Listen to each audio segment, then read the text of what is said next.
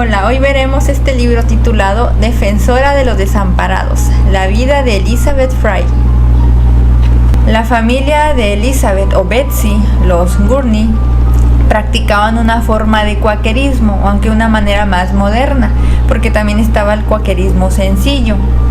Entonces, aquí se nos dice que Betsy sabía todo acerca de los cuáqueros sencillos y la forma en que ellos hacían las cosas. Los cuáqueros sencillos eran gente como su abuela y su tío que siempre vestían de una manera muy sencilla. Vestían con un chaleco sencillo y chaqueta negro sobre una camisa blanca sin cuello y usaban un sombrero negro de ala ancha. Jamás se quitaban el sombrero. Esto ni siquiera como una forma de respeto a otras personas que se quitaran el sombrero, porque ellos pensaban que no era correcto hacer reverencia a nadie haciendo de esta o dando a entender de esta forma que había personas más importantes que otros, sino que ellos daban por entendido que todas las personas eran iguales, por lo tanto no hacían cosas como esta. Además utilizan una forma de hablar anticuada, como una forma de inglés antiguo, donde usaban palabras como vosotros, hicisteis, este tipo de palabras. Los demás cuáqueros, incluido su padre, consideraban esto como anticuado y poco educado. Ellos creían que todas las personas portaban dentro de sí la luz interior de Jesucristo y que ninguna persona o clase social era más digna de respeto que otra, y que todos debían de tratarse y dirigirse la palabra entre ellos de la misma manera. Ellos, que eran cuáqueros más modernos, no vestían, por ejemplo, de esta manera. Ellos eran pues, más normales, o como más al estilo de la moda del tiempo. Los otros tenían una forma más austera de vestir. Entonces, ella se crió entonces en una familia cuáquera, y esa era la convicción que ellos tenían. Sin embargo, en el libro se nos va relatando cómo es que Betsy, al ir creciendo, comenzó a hacerse preguntas y a sentir que no sabía cuál era su propósito, en qué quería ella creer. Por un lado, sentía el deseo de estar firmemente y de manera completa dentro de su religión, y por otro lado, sentía que quería estar en el mundo y divertirse. Conforme fue creciendo ella, que fue siendo adolescente, fue participando en bailes, en fiestas, fue divirtiéndose como muchas de las jóvenes de su edad. Aparte que para ese tiempo su madre ya había muerto. Su madre dio a luz a 12 hijos, y que en ese tiempo era muy común que las familias fueran así de grandes. Ella murió después de su último parto, cayó enferma y no se pudo recuperar. Sin embargo, fue su madre la que le enseñó muchas cosas que le servirían de más grande. Por ejemplo, su madre decía: es tu deber ayudar a los pobres. No debemos ayudar a toda Inglaterra, o no podemos, más bien, pero podemos socorrer a nuestros vecinos, le decía a Betsy mientras preparaba su cesta de comida para alguna familia necesitada. Entonces la madre de Betsy le enseñó que debían de ser amables, caritativos y piadosos con otras personas, a todos cuanto pudieran ellos ayudar. Así es como Betsy vio que era su madre, y esto le ayudaría mucho para después. Conforme Betsy fue creciendo y fue entrando en el mundo, se fue preguntando qué es lo que ella quería, de qué lado quería ella estar. Por un lado, se sentía bien cuando iba a los servicios, a los cultos de la iglesia, pero al mismo tiempo deseaba estar divirtiéndose como otras jóvenes de su edad. Cuando estaba en estas fiestas, en estos lugares, se sentía frívola, se sentía hueca y quería estar del otro lado. Entonces ella no sabía qué partido debía de tomar, pero sabía que tenía que tomar una decisión. Para esto, después conocería a una persona que le ayudaría mucho a tomar esta decisión. En una ocasión llegó a predicar en el servicio un hombre estadounidense, un predicador llamado William Savery, y él les llegó dándoles una lección, y cuando él comenzó a hablar les preguntó, o hizo una pregunta: ¿qué ha sido de la religión verdadera? Prosiguió William: esta es una pregunta que todo hombre, mujer y niño debe responder en su propio corazón. ¿Qué dices tú? ¿Transitas los caminos de la virtud o los has abandonado por el camino del egoísmo, la indiferencia y la codicia? William continuó entonces hablando de cómo Jesús había animado a sus seguidores a hacerse un tesoro en los cielos. pero muchos amigos estaban hoy más interesados en hacerse tesoros terrenales. ¿Crees que vivirás para siempre?, preguntó. ¿Acaso tus antepasados no murieron? ¿O es que aún están entre nosotros? La vida del ser humano en la tierra pasa fugazmente en un abrir y cerrar de ojos. ¿Qué te hace pensar otra cosa? Y la mente de Betsy vagó hasta la tumba donde su madre yacía enterrada. El señor Savery tiene razón, pensó. Nadie vive para siempre. Un día estaré en pie ante el tribunal de Cristo. ¿Qué le diré? ¿Qué podré ofrecerle? Todas estas preguntas comenzaron a andar en su cabeza y ella pasó mucho tiempo meditando qué es lo que ella quería hacer. Sin embargo, pues pasando los años, ella tomó una decisión y ella quiso ser una cuáquera sencilla, quiso desprenderse de todo lo vano, todo lo que la apartara del pensamiento de tener a Dios como su único pensamiento, de no distraerse pues con el mundo. Ella deseó fervientemente tomar en serio el cristianismo. Después Betsy conocería a Joseph Fry, con quien después se casaría, y él también practicaba el cuáquerismo sencillo. Entonces ellos se casaron y comenzaron su nueva vida.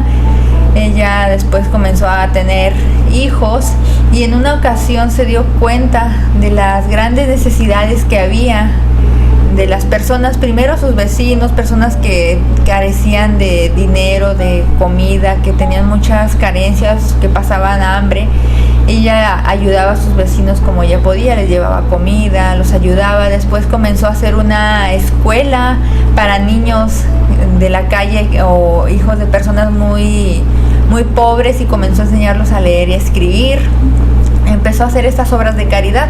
Después una persona llegó y le comentó que él había estado que había ido a predicar a las cárceles y se daba cuenta de toda la necesidad que ellos tenían, cómo estaban ellos vivían de una manera tan deplorable, peor que animales. Los tenían en unas celdas, muchas personas amontonadas, no tenían suficiente espacio, no tenían cosas que hacer, estaban sucios, andrajosos, con piojos, se enfermaban, mujeres embarazadas teniendo a sus hijos ahí, y después ellos crecían y se quedaban en ese lugar tan horrible, vivían en condiciones deplorables. Y todo esto hizo pensar a Betsy que ella tenía y quizá podía hacer algo. Y este pensamiento no dejó de inquietarla. Después Betsy consiguió que le dieran permiso de entrar a la cárcel de mujeres, aunque le habían advertido que no era buena idea que entrara ahí, que una mujer de su posición no tenía por qué estar ahí, que era un lugar muy peligroso, que si entraba las mujeres iban a balanzar contra ella y arrancarle sus pertenencias, que eran prácticamente peores que animales, y así las consideraban los carceleros. Sin embargo, ella firmemente dijo que iba a entrar de todas maneras. Y al entrar al patio, a las celdas donde estaban estas mujeres comenzaron a verla con curiosidad y ella les comenzó a preguntar que qué podían hacer por ellas, que si querían algo mejor para sus hijos, y comenzó a hablar con estas mujeres y a escucharlas.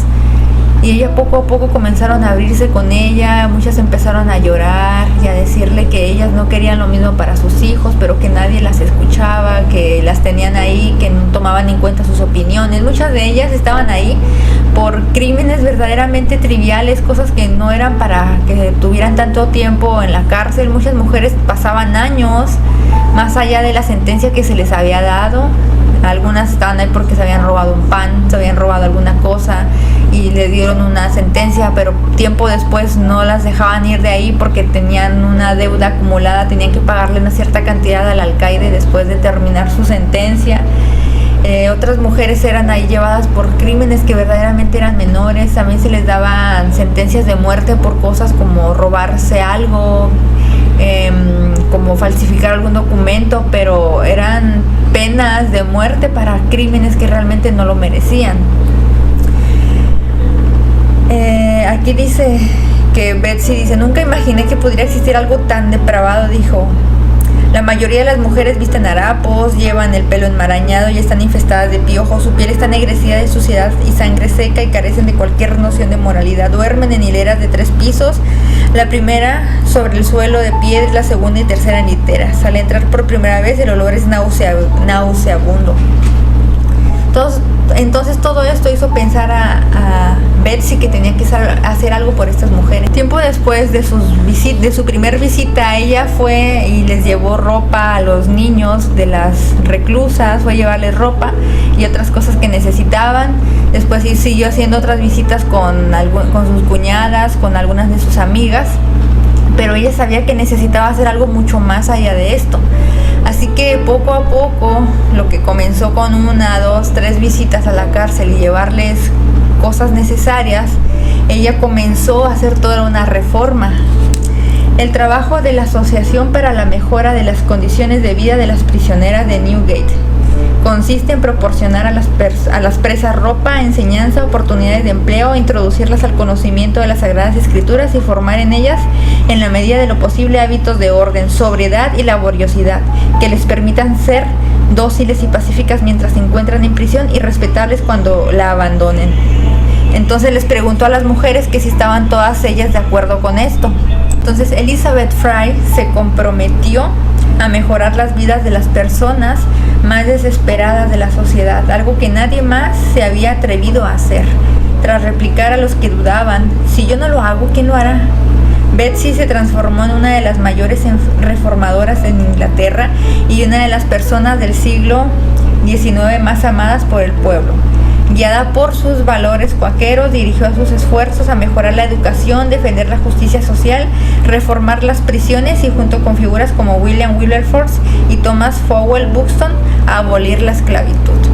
Y Betsy finalmente falleció el 13 de octubre de 1845, antes del amanecer, a la edad de 65 años.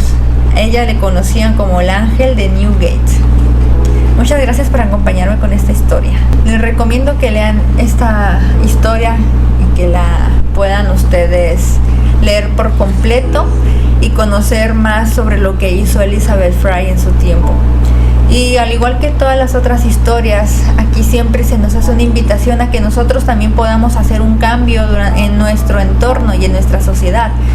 No necesitamos ser muy adinerados ni muy importantes o influyentes, solamente necesitamos una cosa: necesitamos entender que es Dios quien hace todo a través de nosotros. Lo único que busca Dios de nosotros es que seamos personas dispuestas a hacer este trabajo, a hacer su obra. Gracias y Dios los bendiga.